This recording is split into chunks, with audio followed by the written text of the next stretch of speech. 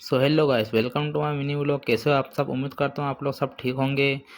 तो हमारा भाई तुलाराम आ गया था गांव से, जो कि गया था कुछ दिनों के लिए छुट्टी पर। और तभी घड़ी में बज गया 12। तो हमने देखा कि तुलाराम भाई सोफे पे बैठा हुआ है और बहुत सैड लग रहा था। और पता नहीं वो गांव से आया तो ऐसा लग रहा था कि कई सालों से नहाया हुआ नहीं है।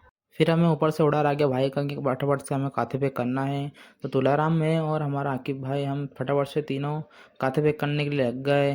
तो फिर क्या, तो तुम्हारे भाई का काम तो तुम्हें पता ही है कि कितना फास्ट करता है तुम्हारा भाई। तो हमने फटाफट से काथे पे कर दिए हैं पूरे।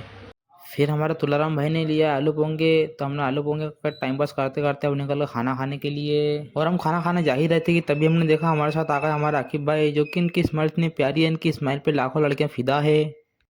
तो तुलाराम को तो लगी तेजी से भूख। तो तुलाराम तो फटाफट से हाथ धो के आगे बैठ गए दस्तरखान पे खाना खाने के लिए।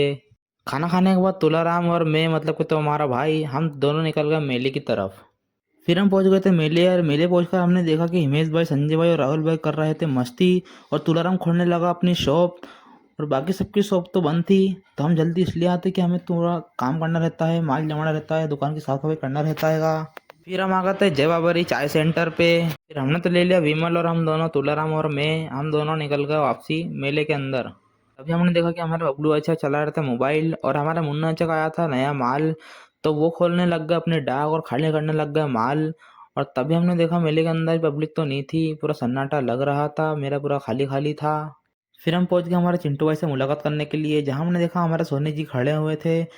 और हमारे चिंटू भाई तो बना रहे थे बच्चों के लिए आइसक्रीम। तभी हमारे तुलाराम भाई को लग गई तो पानी की प्यास, तो उसने पिया पानी।